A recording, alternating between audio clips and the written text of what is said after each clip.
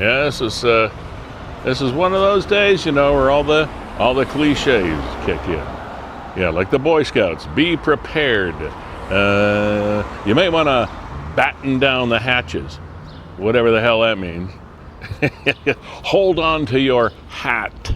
Yeah, all right. Weather-wise, I gotta go.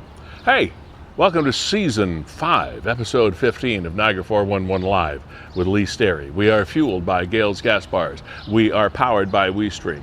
We are supported by Sendra's Home Healthcare, Verge Insurance, Ace Alignment, and Equal Wellness Services. We are housed in this lovely pub called Fiddler's Poorhouse at 149 St. Paul Street in downtown St. Catharines. And yes, we have had a wacky 24 hours of weather, and we may not be done yet. More on that as the day progresses. We have a really jam-packed show for you today. I'm not going to spill the beans just yet, but remember Charlie the Tortoise? We have an update. The Charlie the Tortoise story is not dead. So we're going to have the owner of the ranch. Did you know there was a tortoise rescue ranch? There is. And we're going to have the owner of the Tortoise Rescue Ranch on to give us the update on Charlie the missing tortoise before the show goes on too much further. It's a really cool artistic rendering of some St. Catharines landmark buildings that we're going to show you. We're going to introduce you to the artist as well. A couple of other cool organizations that we're going to bring on the program today. We have kind of one of those jam-packed shows, but you're still going to want to kind of keep an eye on the sky. We'll be back in 30 seconds.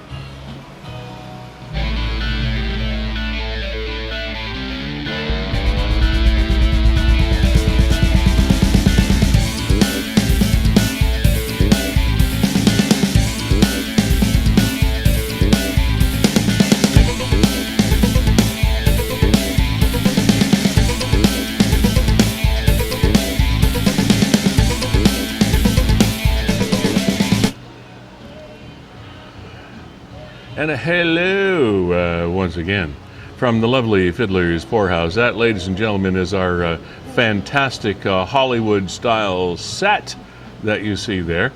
Kevin Jack is your executive producer of the program here. He is the co-founder of WeeStream, the founder of this program, and we'll be talking to Kevin more as the morning wears on. Now, first of all, alerts come out all the time. Weather alerts come out all the time. Amber alerts every now and then flash on all of your devices, etc. But just a little bit after 11 o'clock, I think it was, on Niagara 411, we were alerted to the fact that there is a tornado watch in place here in for Niagara Falls, actually.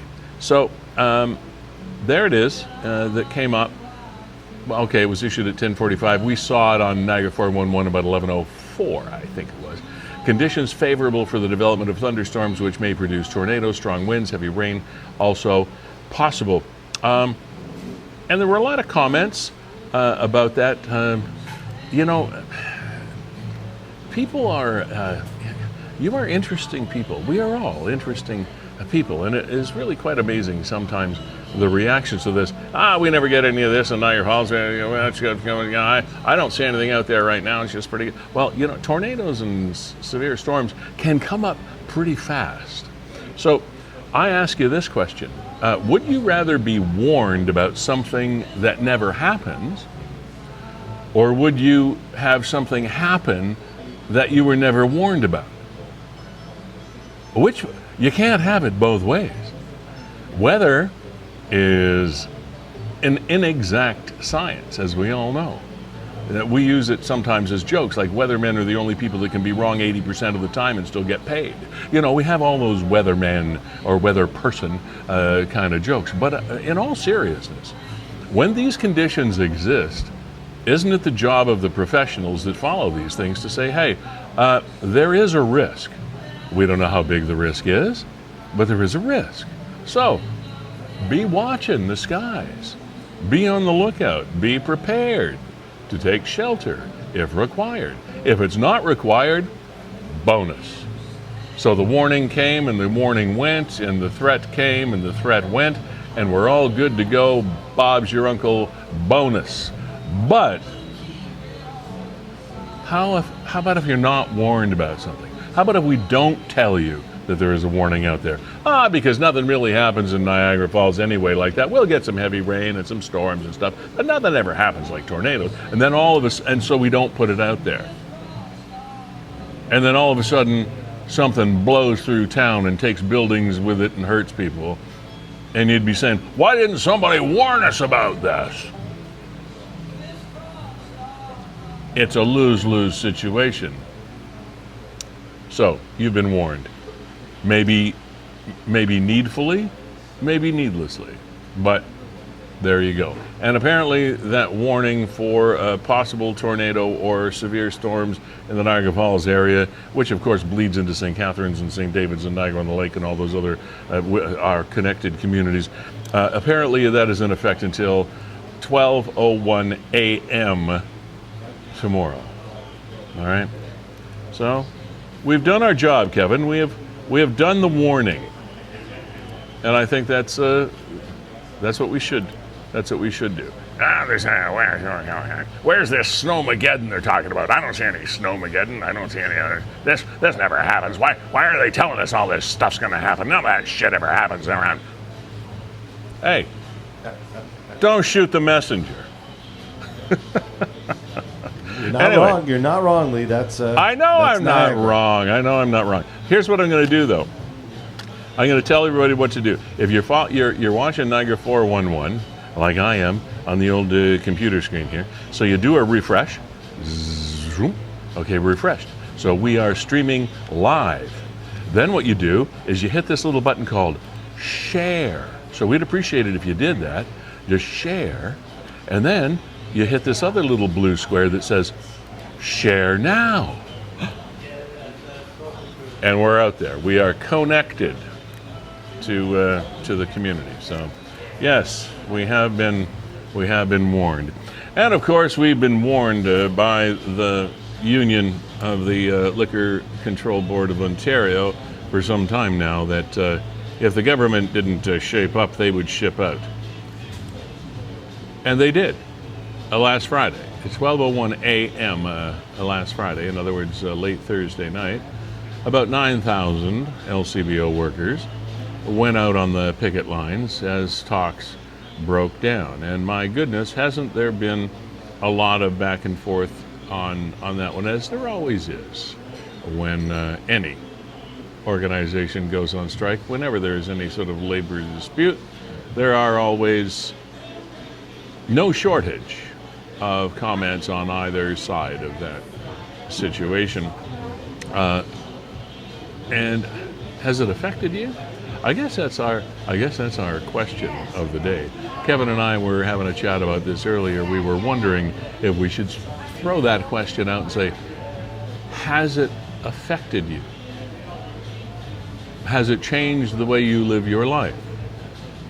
For the better or for worse? For some, maybe the better, because you can't have access to that stuff, that demon alcohol. But, or maybe it's just a little bit more inconvenient. Has it affected you? Has it affected you perhaps philosophically or socially or intellectually as the debate goes on? Because people will have this conversation. And is the strike worthwhile? Do they have a point? Does the government have a point? Is the government always at blame? It seems no matter what happens, any government is always the one to blame. But in this case, is that true? Are the workers fighting the good fight for righteous reasons? Frankly, I'm a little bit torn on it. Actually, I'm not torn on it. I do believe that most of the demands of the union are founded on red herring fears and fear mongering, and that it's not an issue that is going to be a lifelong problem for the province of Ontario, because we have had archaic liquor laws since liquor was distilled here by the Bronfmans back in the 1910s. Our liquor laws have been archaic. And should have been made available through private means, in my humble opinion, as they say, many years ago. Compare us to other provinces. British Columbia, Alberta, Quebec. Well, I realize Quebec is kind of another country, but nevertheless, other provinces are managing just fine. Thank you very much. And of course, the big argument of that the union puts forward is about the fact that there's going to be reduced funding for healthcare and education and services out there, which is really a load of crap. That's not going to change. Those dollars will keep on flowing irrespective of who sells alcohol or where they sell it in the province.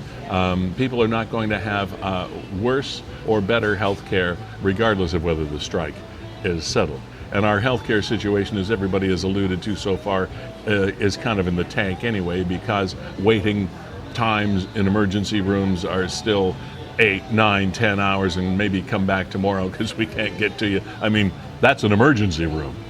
To me, that's just trying to get a doctor's appointment, not an emergency room. So if we think that this strike or the government privatizing alcohol is going to make one iota of difference between the kind of health care service we get, ludicrous.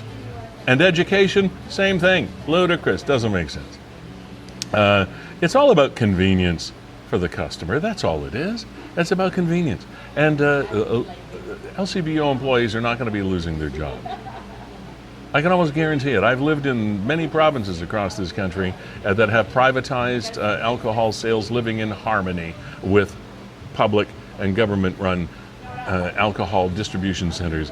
And it's fine. It's fine. The world does not stop spinning. People still have jobs. They still have places to go to work. They still do just fine. Their liquor stores are beautiful in British Columbia, but they could be right next door to a cold beer and wine store operated by a restaurant. Everybody that has a liquor license for a restaurant in British Columbia can open their own private liquor store if they so choose. It's just another business. Kevin, the mind reels. The people that I'm happy for are the small batch distillers, small producers.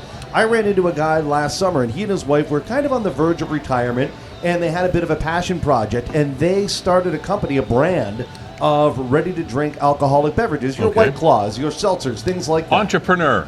And he was telling me that their only real avenue to retail success was outside of Ontario, because there was no way that they were getting into the LCBO. Yeah, and you're talking about building walls. It's the LCBO wall. There's zero chance for me and this brand to succeed in Ontario because of the LCBO. When I think of those people, I think of the Dillon's distillery right here in Niagara. And of course, we're lucky because there are so many other avenues to access alcohol and spirits and things like that here in Niagara with all the wineries and the distilleries and the breweries.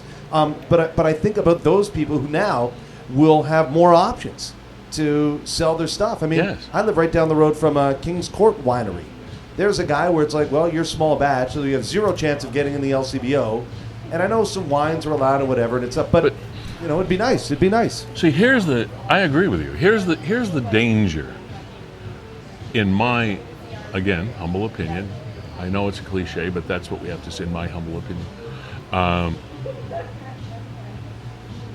is these workers are on strike. And I have nothing against the workers. They've been working without a contract.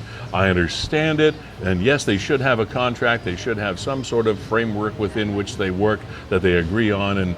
And I get it. I'm not anti-union. I'm not anti-LCBO workers. I'm not any of that stuff, except things have to make sense. So I get the fact that they've been working without a contract, etc. But what happens the longer that a group of people are on strike and the society around them learns to adapt to this? They adapt to the new conditions. They adapt to the new ways. They change their habits. They change the way they acquire a solace for their needs or whatever. And it doesn't matter whether it's alcohol or bread or milk or whatever the hell it is. People will adapt because that's what we do. The longer we are in a position of adapting, the weaker the case of the people that are on the street, because then people realize, well, oh, we don't really, maybe we don't need the LCBO. Maybe we don't need them. Maybe we don't need those stores. Maybe we're okay, because I'm figuring it out.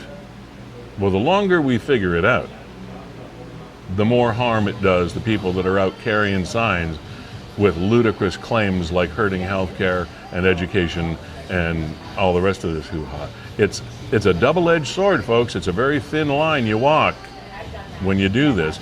And I mean, the union executive still is working full time. They're okay. They're doing just fine. They're earning their living by telling you to be afraid of privatization. Don't be afraid. Don't be afraid. It's okay. It's going to be okay. So everybody's going to be okay. Lee, here's how it's affecting me. Is yesterday I was driving south on Geneva, right? We can all picture this. I'm just on the other side of the Fairview Mall. There's the LCBO location there. Yeah. And the people on the street? The protesters had blocked the sidewalk. Yes. Such that there were two guys, that started to walk on the road because they weren't blocking them, but they were occupying the sidewalk. Right. So these guys, the only option they had was to come onto the road. I'm like, why are those guys in a live lane walking towards me? And then realize that, they can't get around the picketers. They can't get around the picketers that are occupying the sidewalk. You're like, come on now. I know. And then, Lee, the other mystery that I find in the back of this picture is what is going on with the Swiss chalets here in Niagara? Institution. I remember going to the Swiss Miss, like once a week with the family growing up. I don't know. 4th Avenue closed. I'm not a Swiss chalet guy. What is going on with the Swiss chalets? I don't know, but the 4th Avenue location closed. Did it? The Penn Center location closed. Uh-oh. The only location left in St. Catharines for the Swiss Chalet is at Fairview Mall in Geneva. Like, I thought it was Are you serious? Yeah, I thought it was a license to print money, the Swiss Chalet. Well, it used to be. I thought. It used to be. I mean, that's something we could get to the bottom of. That used to be the senior special place to go, like early bird special, But maybe it's a tradition that has outlived its usefulness. I didn't know the one over on 4th Street. Yeah, they're closed. June was Pride Month, and we're just out of it now, but Gales Gas Bars are proud supporters of that community and have been designated by the Ontario Chamber of Commerce as LGBTQ plus friendly and safe zone for employees and customers alike. And we are very, very pleased that they continue to be our key sponsor for this program. They have been fueling this show as they've been fueling Niagarans for 55 plus years. Family owned and operated, Niagara-based petroleum company that always has the community at heart, and all you have to do is look at the things that they've done and contributed to and built in and around Niagara to know that's true. 11 service stations, full serve and self-serve, 4 convenience stores, wholesale fuel delivery, home heating fuel delivery, oil lubricant delivery, one-stop shop for any and all of your petroleum needs. So, again, a sincere thank you to Gales Gas Bars. Also, Sandra's Home Healthcare, established in 2005 with a strong commitment to compassionate care. They take immense pride in providing clients with dignified support services that enable them to remain in the comfort of their own home, and you know how important that is, for as long as they so desire. Individual and tailored personal service worker care 24/7 if necessary. Sandra and her crew, and yes, there is a Sandra, ladies and gentlemen, and she is a real living, breathing, flesh and blood human. Sandra's Home Health Care Services. Check them out. You can book a free consultation at any time online, shhcniagara.com. Verge Insurance Group, also, again, one of our longer standing supporters of the program here, Niagara 411 Live with Lee Sterry, auto, home, business, life insurance. They are brokers. And what does that mean? It means that if you have a need in any of those categories for insurance coverage and protection, they will source out the best company to cover your specific needs at the best price. It's that simple. Ontario Street in St. Catharines, another Niagara born and bred company. So please check them out if you have that need. Ace Alignment, What a unique company. They've been around for so many years. They spend an awful lot of time around the track, in tracks in Niagara and racing, etc. And it's kind of how they cut their teeth, if you will, like at Meritton Speedway and such, and their families go back a long, long way. Janice Poole Pretty, etc. She's the owner operator. Her family has been doing this for many, many years. Wheel alignments and brakes and suspension work and MTO motor vehicle inspections, as I mentioned, front end repairs, oil changes, all makes and models of vehicles. And the two guys there you want to go talk to are the best in the business. Their head mechanic is Darren Miller. Their senior mechanic is Matt Crompton. They're on North Street in St. Catharines, just off Geneva, behind the Niagara Regional Police Service Station. All right, you got Welland Avenue, and then just behind there is North Street. So check them out. And Equal Wellness Services, our newest sponsor, Audrey Wall, the foot nurse, has been around for a long, long time, and she has a new location on Vine Street, just between Scott and Carlton. And foot care like no other. There's nobody in Niagara that can offer you more intense and more experienced and professional foot care than Equal Wellness Services. That was the core of their business. But there are other wellness services available there, and there is space if you have, by the way, a business that you are interested in moving into a wellness kind of an environment. Be you reflexologist, reflexologist, naturopath, homeopath, dermatologist, wound care doctors, etc. She has space in her brand new and beautifully appointed facility on Vine Street. But if you need anything at all or know somebody that does anything at all about foot care, check her out. Audrey Wall, the foot nurse, Equal Wellness Services. All of these people, we're so pleased as punch to have them here as sponsors. Now, you may remember a few times we have talked about on this program the missing tortoise, Charlie the tortoise. Well, Crystal Clapp Molnar is owner of the Southern Ontario Tortoise Ranch. We didn't even know there was such a thing, but there is. And she joins us on the program right now. Crystal, are you there? Can we hear you? Oh, you're muted, Crystal. If you can hear us, you need to unmute yourself. Common folly. But great news when I read this, that Charlie... Okay, we got you. Hold yourself in one spot there so we can talk to you. Hi. All right, great. Thanks for having us on. Yell at us. Get as close to your computer, to your microphone as you can, okay? Okay, so here we are with Charlie, and we're so thankful to be here. We're thankful that you guys had us on your program, kept the story alive. We never thought we'd have him back again. That's awesome. So we are now we are now gazing at Charlie, right? Yes, this is Charlie. Okay. How'd you get him As back? you can tell, Where did he go? How'd you get him back?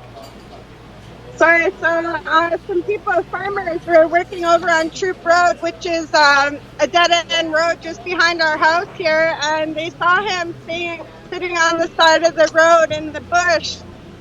So they saw him about an hour and a half before contacting me, and the lady met me back there, and sure enough, he was still sitting there in the same spot. So we got really lucky. He walked right out behind our house and probably just kept walking. We were surprised that he wasn't a lot further than what he was. So we're pretty thankful that he's back now. Remind us how long he'd been missing. So he was missing since May 6th, almost a little over 8 weeks. So he came back nice. We were worried about predators such as foxes and coyotes, but he did really good, and he has no scratches or marks on him. So we weren't worried about him starving because he eats 80% grass and hay. So we were mostly worried about predators, or if somebody had took him in But we were happy because we were starting to lose hope for sure. 8 weeks is a long time, and we kept searching. We're just glad, like the wonderful people that were doing the farm work over on Troop just happened to see him as they were delivering some farm equipment. The people were really nice. They didn't even want the reward money. They were just happy that we got him back. So well, I'm so I didn't believe I'd feel this happy. I'm just so happy when stories in. And what did you say that he normally eats? So he is a sulcata. He eats about 80% grass and hay. He does like carrots and the occasional treat, but mostly a dry diet. Right. So he had plenty of fields to eat while he was out there. But so have you figured out yet how he got out? So yeah, we had some boards up that were a little bit short, and he had knocked one of the boards off, and he used it as a ramp, and he climbed up into our garden, which surrounds the enclosures, and he just climbed down, and then once he was out, he just kept walking and walking, I guess, and he ended up on the next road over. Okay, so which is surprising. I have to ask you, why did he escape? Or was it just the fact that he wanted to walk someplace else? Yeah, he just, he probably smelled the garden that was growing up around his enclosure because we have garden boxes. And once he got up there, he realized he was out and kept on walking. So he seems happy to be home? Yeah, he's pretty happy. And we have a little turkey. Harley here, which is a good friend of his. And he loves chasing her around the yard. Yeah. He's gotten a lot faster since he came back. Either that or we just don't remember how fast he actually was. Well, how do you... We're pretty happy. We rehomed him about a year ago, so we were pretty upset that, we lost him. But he's finally back. Where did you get? You're a tortoise rescue ranch, which I didn't know there was such a thing. How many? How many do you have? We have 21 tortoises. We have redfoot sulcatas and leopard tortoises. We started out hatching redfoot babies and selling those, and then we saw a bunch of torts in need online, and we just started taking them in. A lot of them came from sad situations, but a few of them came from good homes that people just could no longer afford to either take care of them or didn't have the space because sulcatas do grow large. He could get up to about 200 pounds. He's only 9 years old right now. Wow.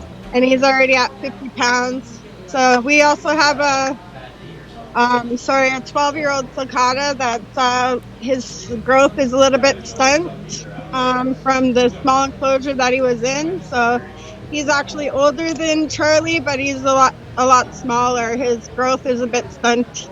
So you're we just try to provide the best home that we can. Do you ever kind of do it for fun. Do you ever Sorry? Do you ever send these tortoises or allow these tortoises to be purchased to go to other homes, or do you just keep them forever? No. So we pretty much promise the families that give them to us that this will be their forever home. Some have been rehomed a few times, but we've had no issues with the ones that we've taken in so far. So we've kept them all. We try not to rehome them once they come here. We try to do the best we can just to give them their last home. And do they all get along with each other? Are there any tortoise wars or anything? The bigger one, like him, I can't keep with the leopards or the redfoots because he does try to bully them. He's a lot bigger in size, so not about hurting them, but he's a little too heavy. If he climbed on top, he could actually do some damage, So wow. We keep the sulcatas, the big ones, separate, and the redfoots and the leopards, they do have sort of a social order. There is an organization in that breed. Yeah. So the bigger ones we got to keep separate. Okay. They're a little more bullier towards the redfoots. Redfoots stay a little bit smaller. Right here, I brought out one of our This is a redfoot that we hatched here. You can tell that he's a lot smaller. Oh, yeah. But sulcatas are born that big, and they do get big fast. This here's a redfoot. He'll only grow to about 11 to 12 inches full grown, about 20 pounds, and this guy will grow about 200 pounds. So there's a big difference between the redfoot and the sulcata. Now, how long do you expect a tortoise like Charlie to live? Last week, or the last time we did a show, we introduced folks to a tortoise that was 108, I think 108 or 109 years old, which was the oldest living land mammal that we are aware of. How long will Charlie live? Charlie can live almost 100 years if he's in a good home in captivity. There's not a lot of research people keeping them that long, but they sure will live that long if they're given a good life. Over here, I could show you a couple of our other ones. Yeah, please do. Wow, what a commitment, eh, Kevin? This right here is a 3-year-old sulcata, so you can see how big they grow within 3 years. She's a female. She was given to us 2 years ago. So she's also a sulcata. I keep her in with the redfoots until she gets a bit bigger and a little more bullier, and then I'll have to separate her. Yeah. Crystal, Wow. can I ask you about, I guess she's going to show us some other stuff here. I won't get her off track. Yeah. This place is incredible. Look at this. She's just picking them up. Leopard. This is what? She's a leopard. This is our female leopard. Her name's Dee Dee. She's 21 years old. She's a big girl too. Did you she say can't leopard? go with the sulcatas either because, yeah, she's a leopard tortoise. So she has a little bit the spots. different looking shell. Wow. That over there is a male. This is so cool. And you can see a little bit of the size difference between the males and the female. But you can that dog has a lot of playmates. Yeah, a lot of playmates. That's awesome. And they're all loving it. So they're loving the rain today. So Crystal, we talked about whether he's happy to be back home. How do you tell if a tortoise is happy? Well, I think he's happy because he's a big baby and he's used to us carrying him to bed around 8 o'clock and putting him in the house. And when he was out there during those cold nights in May, we were pretty worried that he wouldn't survive because sulcatas are more of a desert tortoise. They like the heat. They don't handle the cold so well, but he did really good considering he was out there alone for that many days. Well, I guess their defense. Their defense from predators is the shell, right? I mean, they. Yeah, he does have a spiky shell, and he can defend himself a little more than the redfoots. The redfoots don't have those spiky shells, the ram things like the sulcatas do. Crazy, Kevin. You were gonna ask Crystal a question. Yeah, Crystal, it's Kevin here. Hope you can hear me. Southern Ontario Tortoise Ranch. I mean, that's where we are right now. You look it up online and not a lot of information. Can you tell us a little more about where exactly you're located in Niagara, how people can find you? Yeah. If you want to tell us. We're actually in Meritton, but up until him going missing, we tried to keep a little bit private just to get our stuff under control, figure out what we want to do, if we want to keep it as a hobby or we thought about doing educational stuff in schools and birthday parties and stuff, but for now we're only 3.5 years into doing this, so we just, just going at it and making our enclosures bigger. Recently it's just been really family and friends that we have their kids come over and do stuff. We do worry about theft, so we haven't really been out in the public yet until we can make sure that our torts are safe, none of our rescues come back and decide that they want to take their tort back or take another. So generally, Crystal, we do have to worry about stuff. Are you Port Colborne? Are you Crystal Beach? Are you Fort Erie? I think you're down towards... We're considered Sherkston.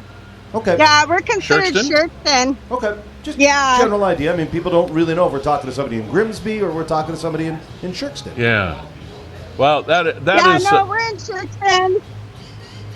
that is amazing. It's wonderful what you do. And Yeah, so we I just started it out. pardon. We just kind of started out with one baby, and then we were looking online. We seen other people rehoming their torts, and we thought it was really cool. And my husband does a lot of work to build these enclosures after work, and we just kind of do it as a hobby. We do hatch out a few redfoots here and there, and we do sell them. But also we take in the others that can't be homed anymore. So Well, I for think now, we're not sure how far we want to go with the Right. public and stuff, Well, you when know, you, because we worry about. Sorry, you were saying yeah, I can understand you worry Yeah, about. just because we worry about, you know, people coming here. We have family. Sure. It's our house. We're running it out of our house in our backyard. So Absolutely. we try to be a little bit private about it. Well, I know as you say, you're only into it about 3 years, but what you're doing is amazing. And as the years go by, Thank you. as years go by, if there's any way that you could, as you mentioned, become sort of an educational hub for these animals Yeah, and for young channel and stuff. that's cool. Yeah, we started the YouTube channel and stuff, but then it kind of got put on hold. We were really bummed out about Charlie being missing, Yeah. so, you know, we're just focused on trying to find him and making our enclosure bigger over the summer, and we'll see how far it goes. We'd love to make it bigger in the future and do educational stuff, tell people about them, do some shows maybe, but for now, we're just doing it as a hobby and Well, keep us. making sure our enclosures are all safe and nobody gets out again. We're so thrilled that we've stayed on Thank top you. of we've stayed on top of this story, and that Charlie is back Yeah. home, safe and sound. Thank you guys so much. Like, our family can't thank you guys enough for you're keeping more- the story alive and doing it. We're happy to be here today and happy that Charlie's back with us. You're more We're than welcome. glad that the rain helped it a little bit for the interview. You're welcome. You're very welcome. And keep us posted on your plans and how the tortoises are doing. And if there's anything else we can do to help, I just think this is just such one of those great Niagara places, one of those great Niagara stories, and we're so pleased that it so far anyway has had a happy ending. And Yeah. welcome home, Charlie. Yes, and thank you guys all so much. Thanks, Crystal. Hopefully, in the future, maybe we can do some shows and get Love to. people more involved in tortoises. Love to. Okay, thanks, Crystal. All right, thank you. Okay, keep those tortoises indoors now. Isn't that awesome, Kevin? That's incredible. I had no idea that she had that many tortoises. 21 of them, she said. And the little ones and the big ones, and guys 50, Wow. 50 pounds, Charlie. And he was out there 8 weeks on his own, not far from home, but just hanging out in the weeds, eating the weeds and enjoying chilling in the sunshine. Wow, that is so cool. Lee, here's a story you said you wanted to touch on. It was on Niagara 411, but you had somebody approach your door, you said. Well, all within one small period of time, so many posts went up about young people knocking on people's doors and saying that they had a brand new and great offer from TELUS for internet services, etc.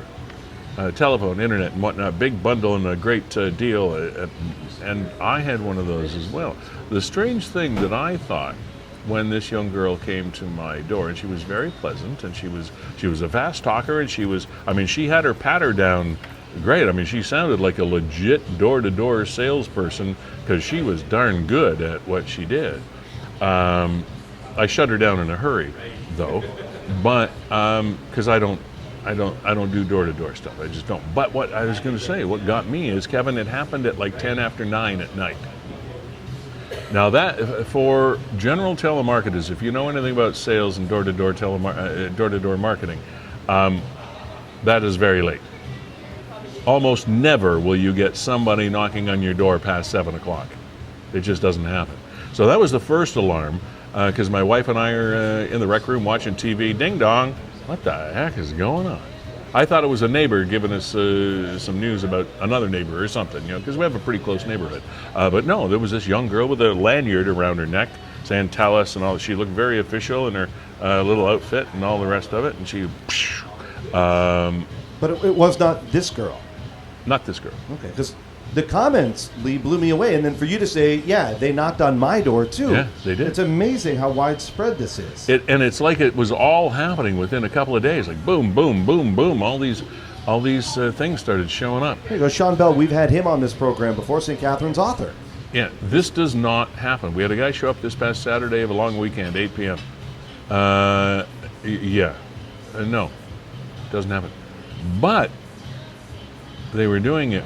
They were doing it well. Employees usually wear uniforms. Well, the girl that knocked on my door wasn't dressed like this girl. She had a blue top on, yoga type shorts, like how people dress today, and a lanyard, etc. She looked very professional, as door-to-door people do. This girl not dressed at all the same.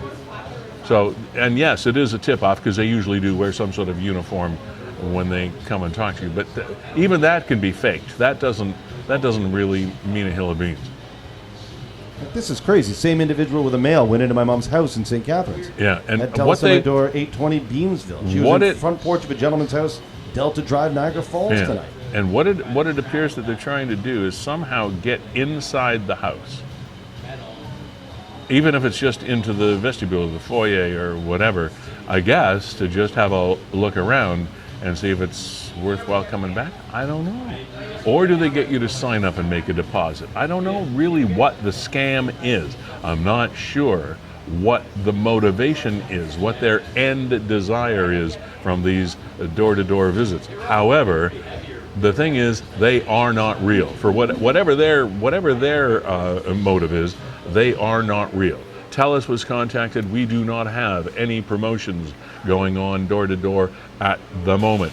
And if we did, they wouldn't be happening at 8 and 9 o'clock at night. We keep our calls to between, I can't remember the hours that they mentioned, but they did mention in an official release, this is not us. We are not doing this. All right? So... so Lee, the other one that I'm getting a lot of along this vein is I'm getting phone calls, I'd say every 2 days, from somebody purporting to be from one of the major carriers. So it's Bell, it's Telus, it's Rogers. I haven't had any of those yet. Telling me they're going to save me 50% on my bill. Sir, what is your current bill? And I mean, it's so quick, it's so fast, heavily accented. Yeah. Lot of chatter and background noise, which really isn't consistent with real call centers. Right. Usually they're a little more organized than that. Mm-hmm. But yeah, I was getting those calls like every second day. So be forewarned. It's scary. It's scary. Yeah. I just wouldn't these days you can't trust anybody. Trust no one, as the X-Files used to say years ago. Over the telephone, at your door, don't. Just don't. Thanks, but no thanks. I'm not interested. And how many people have to call me that think I need my ducks cleaned? Sorry, my ducks are fine, and so are my geese. I don't need any duck cleaning going on. Don't you ever get nervous though that you should be cleaning them out every once in a while? Like, hey, I get my ducks cleaned. My ducks are just fine, thank you. And my eaves troughs as well. I just had that done. But I go to the supplier. I don't wait for the supplier to come to me. If I think if I get a call and somebody says, duct cleaning service, et cetera, I don't take it. But then I think later, after I hang up the phone, gee, how long has it been since we've had our ducts cleaned? But then I'll go find somebody to clean them. I won't go to I won't take it over the phone. Just the best way to protect yourself is not to believe anything. Kevin, my wife came up with this the other day. It's not a new concept, but she reminded me of it. And we've done this with our family. You know those calls that you get where they call, somebody's calling you on behalf of, hi grandma, it's the grandparents scam. The grandparents scam. It's Biff, your grandson, I'm in trouble. Or a cop calls and says, we have your grandson in custody and we need to get money out or whatever, and we may, all those kinds of things. Well, my family has now instituted a safe word. Yeah, ours has as well. So the last month. If there is anybody that calls anybody in our family claiming to be a member of the family or representing a member of the family, we have one word that everybody knows is the safe word that, to prove you're legitimate, what is a safe word? We have, use it in a sentence. Baba Ganoush. Yeah. Is that your sleeve? Did I get it? Baba Ganoush? No, that is not Ganoush? it. No. But it's a good idea. So, and spread it around to everybody that you have in your family that knows everybody. Say, okay, if you're pretending to be Kevin, what does Kevin know about me? What is how do we communicate, or whatever it is, however you want to ask the question. And if they don't know the safe word, bada bing, there's your red flag. Okay, interesting organization came to our attention over the last week or so. And Alicia actually reached out to us through Nick at Niagara 411, and we thought this is a very interesting lady to talk to. And she joins us now. Her name is Alicia Marshall. And Alicia is with the Niagara Advocates with lived and living experience. And we thought it was a pretty cool idea. And I won't go on about it. We'll let Alicia talk about it. Hey, Alicia, welcome to the show. Hi, thank you so much for having me. I am with my friend here, Tyler English, who is also a founding member of the NALE advocacy group. So first of all, thank you so much for giving us an opportunity to share about this amazing advocacy group. Our and pleasure. For giving us a platform. So what is NALE? What is NALE? So NALE stands for Niagara Advocates with Lived Experience. This is a group that was founded a little over a year ago through the help of Brock University with Scott Neufeld, who is a professor of community psychology. So as you're aware, here in Niagara over a year and a half ago, we declared a state of emergency on addiction, mental health, and homelessness. It is apparent to anybody that lives in Niagara region, especially St. Catharines, to take a walk downtown and see unhoused individuals and substance users. Yep. Our goal with NALE is to provide advocacy to ensure the rights and the dignity of substance users are being held up within our community. Quite often, we see the stigma and discrimination that's attached to individuals who use substances with a lack of resources in the city. So the group of us are individuals that have either lived experience, meaning that we're in recovery in some form or another, and we also have individuals in our group that use substances as well. And we're there to reach out and help and advocate in any way that we can. Okay. What does that mean? Advocacy is one of those words that is sort of an umbrella term for a lot of things. How do you do that? That's a great question.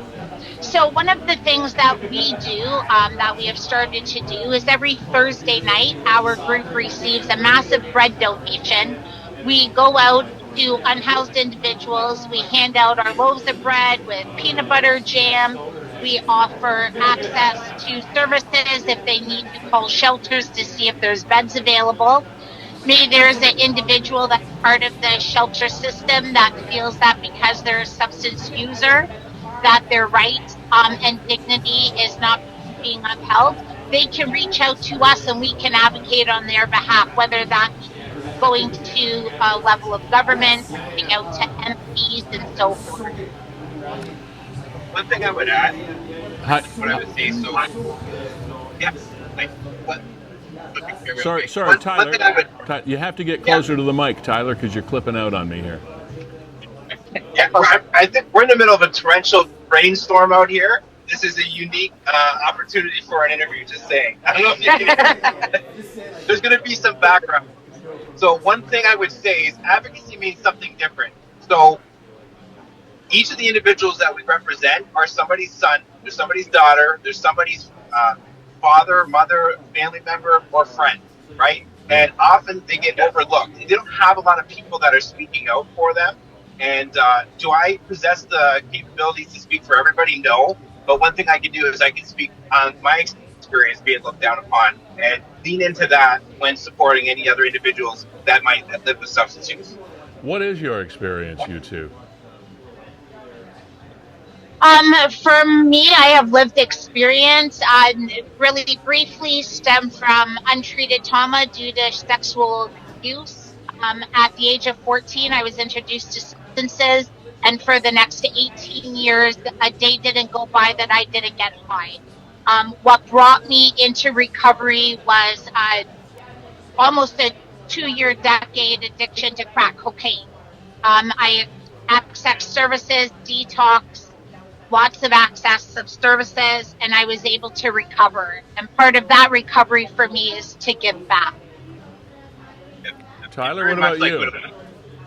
So very much I'd say that a lot of my issues stem from early childhood trauma. Obviously having adverse childhood experiences that made me a little bit more susceptible to substance use. And then when I was 4, I actually had I had a horrific dog bite, and being it was the 90s, nobody maybe ever asked me if I was okay. It just kind of went on as business as usual. Right. Obviously nowadays we have a lot more supports in place for children that experience physical trauma. And then, I'd say, I started off when I was 17 with a prescription to painkillers, and next thing you know, I was abusing OxyContin every day for many years. And obviously, my addiction runs in my family. My father was an alcoholic, actually completed suicide. So there was a lot of experiences that made me susceptible to substance use. So in other words, as the old saying goes, you guys have, as you say, lived or are living the experience. You got all the T-shirts, where the skeletons are buried, and the whole thing. I mean, you guys, you guys know what you're talking about. Absolutely, and I think that's what brings the uniqueness, is because we have been there, right? And we know that guilt and that shame and what goes through our thought processes when we're in the midst of that addiction. And, at the end of the day, I feel that, there's unrealistic expectations put on substance users in order for them to access the help that they need. So along that way, they need somebody to advocate for them, to help them. And how on Monday? How does this advocacy end up working in your perfect world? If you in your imagination, in your dream, the goals of your organization, I'm assuming it's not just to tell these people, oh, it's going to be okay, but to hopefully turn these people's lives around. Is that where we're going with this thing? Partially, but also on the flip side of that as well, it's not our role to tell people how to live their lives, and it's not our role to tell people whether they should or should not use substances. But what we can do is, when you have individuals who are using substances, who are living on the streets because there's no access to shelter, there's no access to care for addiction or mental health after 4:30 at night or on weekends. Apparently, addiction only works Monday to Friday, 8:30 to 4:30. Okay. Here in Niagara. One of the things we did for our advocacy on Monday night at the Jelly Roll concert was standing with our signs to bring attention and awareness to what's happening within the community. between a collective group of voices, we're able to create change. And that's what we need to do. We need to start bringing a compassionate, empathetic lens to what's happening here in Niagara and start meeting people where they're at. Just statistically, a couple stats for you. In Ontario, in the last month, there's been 329 opioid-related deaths. In Ontario, since March until May, there's been 986 opioid-related deaths. Whoa. This is a 5% increase at the same time period of last year. Niagara region has a suicide rate of 1 person every 10 days. We're 2.5% above the overall average of completed suicide rate within Niagara. We have a higher rate of those who are experiencing chronological homeless right now, according to Niagara region on their by name list, than we did at this time last year. More people are becoming chronically homeless, and with our housing crisis, the lack of services, the lack of affordable housing, you are seeing a massive increase in individuals who are experiencing homelessness that did not before. And with that increases chances of substance use and addiction. Alicia, So somebody needs... Yeah, let me break in here. Those statistics are alarming, and you rattle them off with such assurance and passion. It's amazing to me. The numbers are shocking. I can tell you from 2021 to 24 in Niagara region alone, we had 2,782 EMS response to opioid-related calls. Okay, how do we fix it? This is we have to lobby the government. Just a second. I have conversations all the time in various groups of people, and we recognize the fact that the homeless situation, for example, is not a one fix answer, because our people are homeless for a lot of different reasons. Substance abuse isn't a one fix answer, because there are a lot of different reasons and a lot of different ways that people get sucked into this life or fall into it or whatever. This is a multi-headed monster we're dealing with, and it's a very complex problem, and I wouldn't want to be the politician who is shouldered with coming up with the solution, because solutions are as complex as the problem is. What do we do? One thing that there's a lot of committees, and Niagara has, from what I've seen, started to have some discussions. And when talking about these issues, they're not comfortable, right? Instead of everybody pointing the blame or saying it's this person's job or that person's job, I feel, and I've always believed in my heart, that it's important to have proper representation for individuals with lived experience to sit at these tables, to have, I respect the urgency I've seen, but at the same time, there's a disconnect between offices and what's actually going on in the streets. So what can we do to all come to the table and have these difficult discussions to at least work towards a solution? As for a solution, if it was that easy, we wouldn't be having this conversation. Exactly. But it's important to have that. Yeah.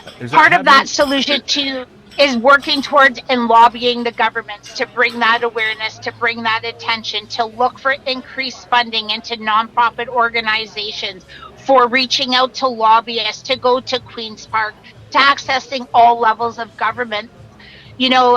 Recently, Barrie had a massive increase in overdoses, and they went and lobbied the Ford government, and very quickly they received funding from that because of that state of emergency.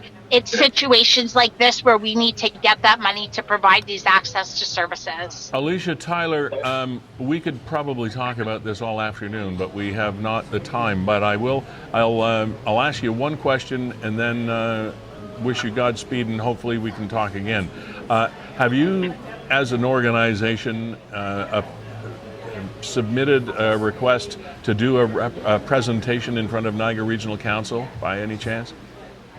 So we are currently in the process of that. One of the things that we do with NALE is we hand out tents to those who are unhoused. So we're in the process of tent distribution, collecting the data so that we're able to approach Niagara Regional Council, not just with the issue, but with statistical data information in order to be able to create those discussions to reach a solution. And some suggested solutions. That's the key. Alicia, Tyler, thank you for being here. Thank you for putting NALE together. And I'm sure all we have to do if we want to find out more about you is just Google NALE and we'll find you, right? You got it. Please look for us on Facebook. That's our biggest platform right now, and reach out to us. Thank you again so much for creating a platform where we're able to come on in a safe place and share. You are always a safe place for you here. Never fear that. And one of the other things that I want you to maybe ruminate on as an organization is one of the other groups, the major group that you have to get onto your side is the public. Because I can tell you for an actual fact, the public doesn't care a lot about people that are substance abusers and homeless. It's sad, but it's true. And that's why we have NALE. Okay. Have a great day. Thank you for being here. Thank you so much. Okay, bye. And it is true, Kevin. You hear it all the time. People don't want to say it out loud. They don't want to say the general public just thinks they're in the way and they can't be bothered. Yeah. I would agree with you on that. Gales Gas Bars, thank you very much for being our premier sponsor here of Niagara 411 Live with Lee Sterry for all of Niagara's petroleum needs from 55 years plus, as well as many, many, many years to come. And as you can see right there in the Pride Month logo, which was June, a safe haven for those people that are in maybe concern for their own well-being, be it an employee, be it a customer, be it whatever. They are safe havens wherever their gas bars and convenience stores are. They're there for all of us here in Niagara. Formed many, many years ago. And still going to this day, run by the same family in the same way. Sendra's Home Health Care Services also experience exceptional care at home with Sendra's Home Health Care, from hospital hustle to home comfort, where care is just a call away, as if you would be looked after for your loved ones by your family. 24/7 health care if necessary, depending on your needs, medication management, and all of those other things that come along with it. They're actually located right in Niagara Health Services location on 4th Avenue, the big hospital in St. Catharines. Verge Insurance Brokers Limited, thank you so much for being here as well. Home, car, life insurance, business insurance, whatever your needs, they can find you the right coverage at the right price. Ace Alignment for all of your automotive needs, located on North Street in St. Catharines, just behind the new-ish Niagara Regional Police Service Station on Welland and Geneva. They're right around the back here, so check them out. Long-standing history of service to the automotive and motorsports community here in Niagara. Janice Purdy, of course, the owner-operator, been in her family for many years. Head mechanic Darren Miller, senior mechanic Matt Crompton. These folks know their stuff. Equal Wellness Services, owned, operated, grown, rebuilt by Audrey Wall, the foot nurse. And boy, your feet are important. And that's where her services start, be it diabetic or just regular foot care. I just saw Audrey last week. As a matter of fact, my feet feel good. And nail care. You see these commercials, you hear about them all the time. People that have issues with their toenails, and some are pretty serious. She can look after all that stuff. Equal Wellness Services on Vine Street. I think it's 365 Vine. I do believe it is. In a plaza between Scott Street and Carlton Street in St. Catharines.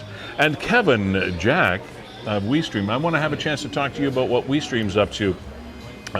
Kevin, but I think we have another guest waiting to come on the program. Man, we got a big show today. Yeah, absolutely. We got Bring the Heat 13 coming up Sunday at 4 in the afternoon in Meritton, and that's all part of Crossfire Wrestling. Yeah. And the main guy behind Crossfire Wrestling is Chris LaPlante. Chris LaPlante, Director of Operations and Production at Crossfire Wrestling.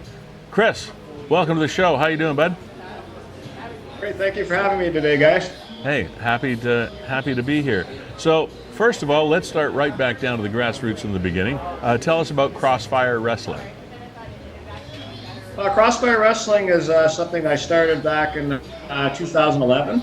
It was just supposed to be just kind of like a show that I was going to run just to help a local flea market at the time, and I was actively involved as a wrestler from 2001 for 10 years. Yeah.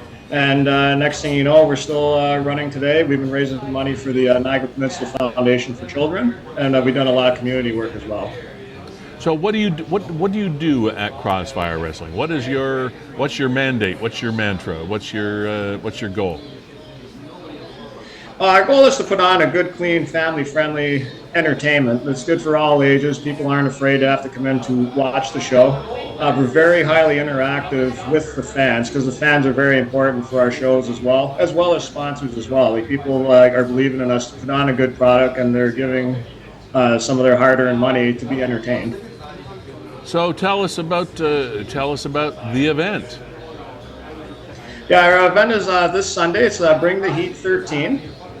It's unbelievable that we've been around for 13 years at the Meritton Community Center in St. Catharines. And we're going to have a really, really good show. We have 6 matches in total and 3 championship matches. Okay. Talk to us about these wrestlers that you bring in.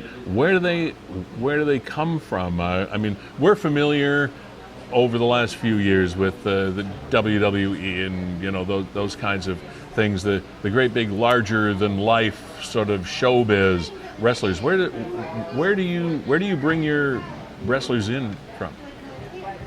We have some that could be like in the local area. Some come out of Grimsby, Toronto, Hamilton. We have some people coming from the States, out of Rochester, Indiana, Buffalo.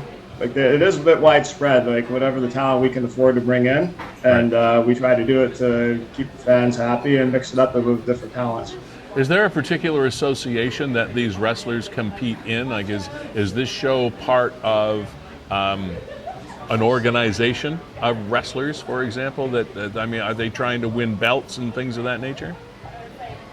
Oh yeah, there's championship belts that we have on this event, but all the wrestlers are independent contractors, so they're basically go wherever they like, unless they get signed by the major organizations like WWE that you mentioned earlier. But they try to do their best, and they want to compete to get the top spot, and when you're in the top spot, you get the gold. And does this? I guess what I'm getting at. Does this event sort of help these people elevate to that status? These bouts aren't just for fun; they do mean something to these guys. Oh, absolutely, yes. When you're starting at the bottom of the card, you're working your way up, and when the crowd's reacting to you and they love what they're seeing, that's a good thing. But when the crowd is quiet and you're not getting any interaction from the audience at all, that's stuff that could be a problem then as well. And you need to get over and win your matches. Plus, also you have to win the crowd. Yeah.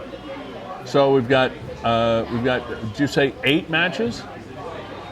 6. Six okay. matches. Six matches. Yeah. Do you do tag teams at all, or is it just like mano a mano kind of thing? Yeah. Oh no, we do tag team matches. We do. We have women's matches. We have a heavyweight championship. We also have an autism awareness championship that we incorporated a couple years ago to help raise awareness for autism. And that belt has gotten a lot of attention in the past 2 years since we come back from COVID.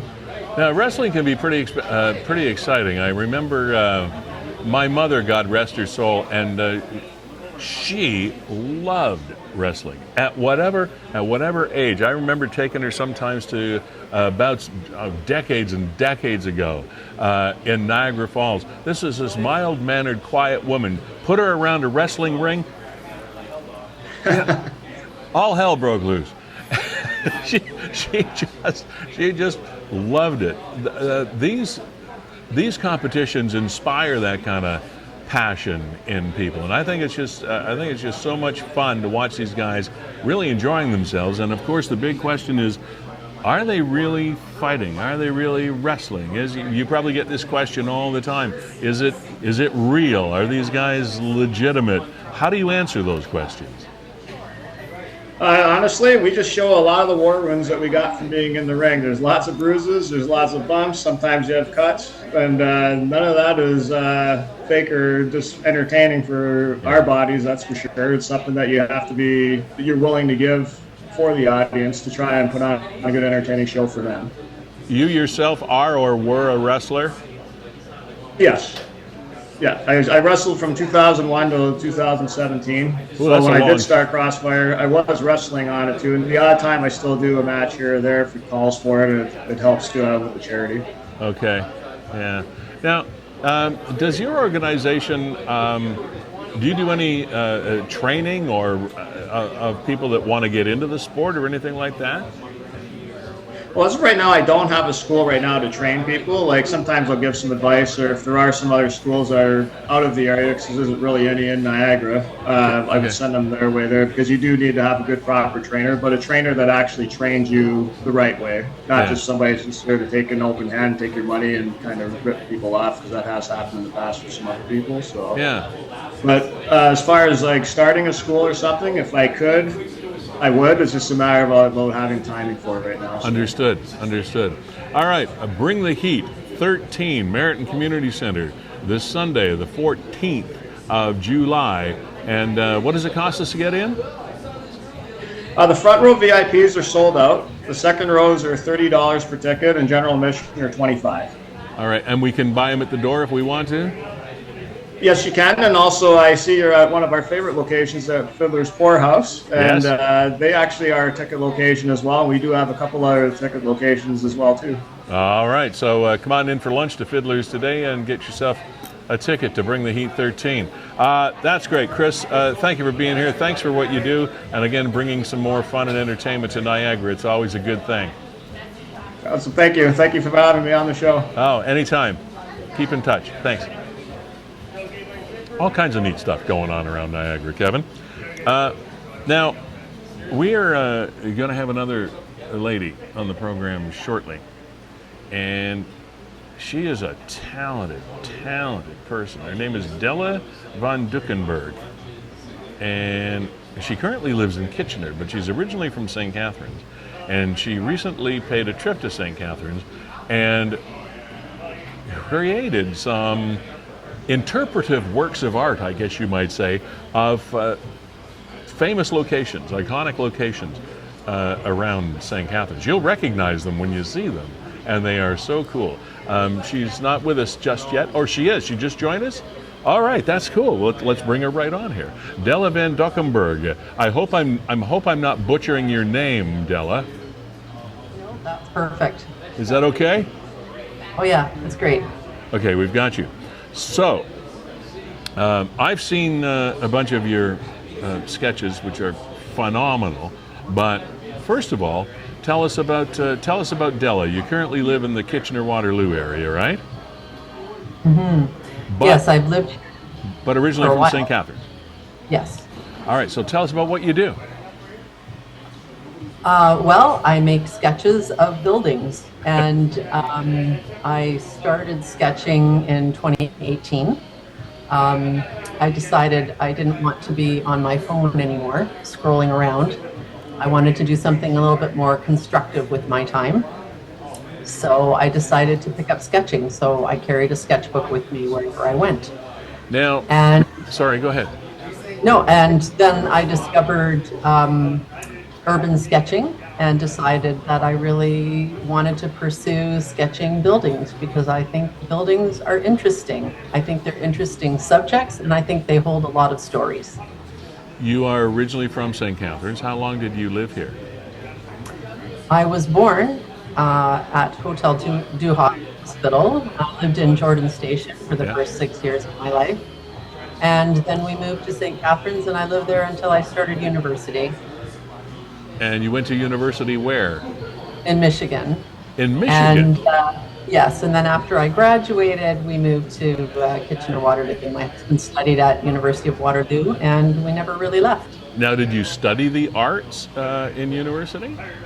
I studied criminal justice and sociology, so Wow. no, I did not. Interesting.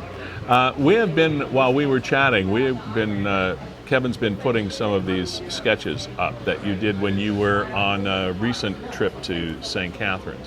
One of them that we have on the screen right now is I have lunch there once a week, is the Cozy Restaurant on Lake Street in St. Catharines. And Yes. there's a story behind that one, I guess. Well, yeah, we got engaged there actually in 1986, and they gave us a little bottle of baby duck as a celebration, congratulatory little bottle. Yeah. And 25 years, we celebrated our 25th anniversary. We went back to Niagara and got a picnic lunch at the Cozy, and yeah, just ate a picnic where we had our wedding pictures taken out in Vineland at the gardens there. And then we made a trip to Niagara Falls, so we had a fun. Congratulations. Now, how do you describe? Oh, we just put up the piece of St. Catharines, the sculpture type cement piece that's on the Queen Elizabeth Highway between Ontario Street and Martindale Road on the Queen Elizabeth Highway. I think that was one of the abutments, if not the place where Tim Horton may have crashed his Porsche Spider many years ago. You might not have been aware of that. But no, I didn't know. How do you describe your style? It's super, super interesting. Well, I can't draw a straight line. Okay. So, no, it's a whimsical style. It's not architectural. It's not photorealistic. It's representative. It's just a low pressure way for me to sketch.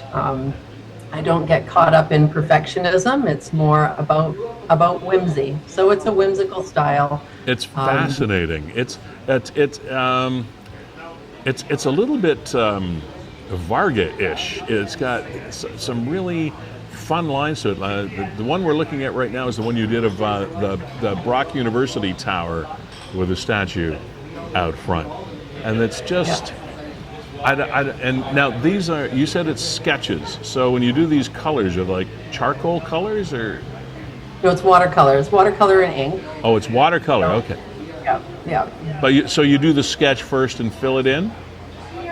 Yeah, I do kind of rough lines first, and then I fill it in with watercolor, and then I go over the watercolor with a fine liner to fill in the details. One of the things that Kevin and I were talking about earlier when we were looking at some of these, there's the Mansion House, classic downtown St. Catharines institution. The Mansion House, that is just, it looks better than the real thing. Like if I owned the Mansion House, I'd want that on a T-shirt. Like, do you do that kind of stuff? Do you sell your works for things like that? I do. Actually, it's funny. I started posting these sketches up on the Vintage St. Catharines Facebook page just on a lark because I thought people might be interested in some of these vintage locations. Okay. And within a couple of hours, I had sold one. And so I sell originals, I sell prints, I can put them on stickers and note cards and magnets. So yeah, I have a bit of a business going on here in Waterloo region. I'm assuming you're going to ask this next question, Lee, but I want to make sure I get it on the screen. Where can we go to purchase? And I want to throw something on the screen here, Della. Is it a website? Is it an Etsy? Is it linked from your Facebook account? Yeah. It is on Instagram, actually. That's where I do the bulk of my business. Okay. My Instagram account is at Random Sketches of My Life. Random Sketches of My Life. Yes. There's the Deluzzi house too. So cool. Yeah. I wish Niagara 411 Live had a building that we were in, other than like our own building, so we could have that on a hat or something. That is just so cool. How long have you been doing this? When did your artistic flares start coming out, or have you always done this? Well, I've always been creative. In 2010, I wrote and illustrated my first children's book, and but I wasn't really serious about making art. And in 2018, I decided that I really wanted to do more sketching. So I took an online course called How to Draw Without Talent. Yeah. And it just kind of walked me through the basics of what drawing is, and helped me get out of that perfectionist mindset that we often have when we say, oh, I can't draw. And then I just carried a sketchbook with me everywhere, started urban sketching in 2019, took a workshop in New Orleans, got to the end of that workshop at the end of November and said, when am I ever going to have time to sketch? And in 2020, when the world shut down, that's when I started sketching buildings in earnest. And so, do you have what they refer to as a day job? I've been I worked in social services after I graduated university. Then I was an at-home parent, volunteered in lots of different capacities, kind of filled my toolbox with lots of different skills. And Wow. Now I'm sketching as much as I can, and it's turned into a bit of a business here. I've actually got in downtown Kitchener, I have a pop-up shop for the month of July. I have a gallery set up and a studio. My studio is right here, and people come in and they can buy sketches here. You must feel there must be an outlet. I know from having a creative background myself and being in the entertainment industry and all these years. There's something cathartic about having some sort of an outlet. We just put the Montebello Park bandshell, but there has to be some sort of sense of release or satisfaction when you complete one of these crazy beautiful pieces of art. You must really love what you do. Yeah, absolutely. And I think you really hit the nail on the head there, Lee, because when I'm sketching, I'm in that zone. I like to call it getting lost in the lines. I'm just focused on that line. So when I started this during the pandemic, there was just so much anxiety in the world, and working on sketches just really helped me to live in that moment. And completing a sketch is always a moment of joy. Joy, yeah. And that's very important these days because we have a lot of stuff going on around us. Since COVID, it's lessened a little bit on some levels, but there's a lot of stuff going on in the world. And if somebody can find an outlet like this that brings them peace and pleasure, that's awesome. I have another question. Pardon? Oh, okay. What were you going to say? Well, what I was going to say is, the fact that people want to buy these things is a bit of an aside. The thing I love the most is how these sketches resonate with people and how it creates conversations. Yes. The conversation thread on Facebook is amazing, where it just recalls memories. People come into the gallery here, and it doesn't matter how old they are. They look at a sketch and they say, remember when, and then a whole story comes out. And that's what I love. I love listening to that. I don't blame you. And what I like about your stuff is it's better than a photograph, because there's something more soulful, there's something impactful, there's something that brings personality to these places that you sketch, that a photograph kind of leaves wanting sometimes. It's that two-dimensional thing that you get out of a photograph, and your work just brings some personality out of these places, and I just love it. I just love it. Yeah, I find they're, could I say whimsical? Yeah. I like it. Whimsical's good. They put a smile on my face because, like you said, your interpretation of a building is so much more interesting to me than the building itself. Yeah. Okay. Enough. I guess the Mutual Admiration Society meeting has come to a close. No. Keep going. It's all good. But thank you for including St. Catharines in your work, Niagara in your work. It's been great. We saw the port. Now, there have been literally millions of pictures of the lighthouse at Port Dalhousie taken and or painted over time. I still like yours, I think, the best. Just because it's fun. It's just damn fun. It's fun. And your stuff is fun. So thank you for sharing with us. Continued success with it. And Thank you so much. Thanks for having me. Yeah. Appreciate that. Send us anything you want. We'd love to look at it. All right. Thank you. Della, thank you so much. Thank you You're welcome. for bringing a little bit of beauty and fun and creativity and flair into our day and into our lives. That is awesome. I do want to thank all of our guests today. Crystal Molinari, of course, her and her husband own the Tortoise Rescue Ranch. We learned that it's in the Shirkston area, but we didn't want to nail her down to a specific area because she's concerned for her charges, which are her tortoises. And if you missed that interview, you can go back and watch this show, or Kevin will put up, in case you missed it, pieces over the course of the week. Fascinating place. Charlie the tortoise is back home after all these weeks, which is cool. Alicia Marshall and Tyler joined us from the Niagara Advocates with lived living experience. And boy, they have a big job ahead of themselves advocating for substance abusers and homeless people around Niagara, a noble cause, which I hope they are able to maintain and see positive things come out of that. Crystal Pont, Director of Operations and Production for Crossfire Wrestling. Don't forget, Bring the Heat 13 at the Meritton Community Center this Sunday. Great wrestling event, 6 cards in action, should be a lot of fun there. And of course, Della vanDokkenburg, artist from Kitchener, originally native of St. Catharines, and her fabulously creative artwork of those structures that we know and love and just now look so great. Yeah, which one are you going to get, Lee? I want a t-shirt. You're going to get the cozy? I mean, you go there once a week or once a month. I love the cozy, and I like the mansion house. I know, I love that mansion house one. Yeah, really, really cool. I think you should get the cozy, and then you wear it there one day. Maybe I'll do that. I'll get it. Kevin, tell us quickly, WeeStreem, ladies and gentlemen, Canada's premier streaming service. We haven't had a chance to talk much to Kevin, but you guys have been busy too. You're up in Midland. We're in Midland there for a couple of days, and then right on the heels of that, we're very proud to partner with Nick and Niagara 411, and also the town of Port Colborne, where we broadcast live their media announcement, their media day for Canal Days, letting us know that Tom Cochran, he's coming down. Oh gosh, who else is coming down?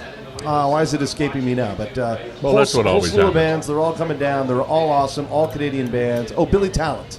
Billy Talent, yeah. Those are your 2 headliners, and then a lot of other Canadian talent to fill it out, including local guys, Gravely and stuff like that. We're going to be hearing from a local band, James Blonde. And I don't think we featured, they're Niagara rockers. Don't think we featured, I guess, pop rockers. I don't even know if I'd call them rockers. The song is called Miss You. I guess you could decide for yourself when you hear this video in just a second. Okay, and we will get to that in just a second. I do want to, again, thank Gales Gas Bars for being our premier sponsor of the show. Sandra's Home Healthcare, Verge Insurance Group, Ace Alignment, Equal Wellness Services.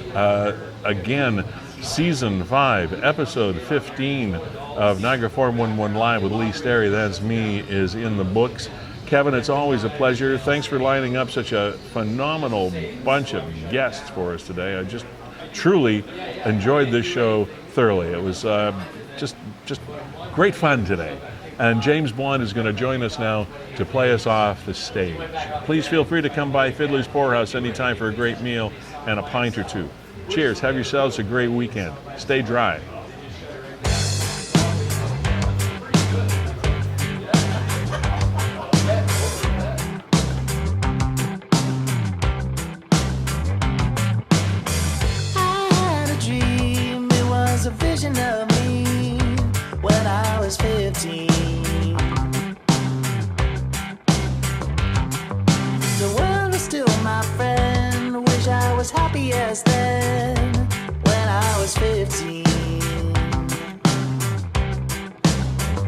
We've all been wondering where you've been, growing tired and bored of sin. I know I'm ready to let you back in, 'cause every breath ends with a sigh, and every time I roll my eyes, I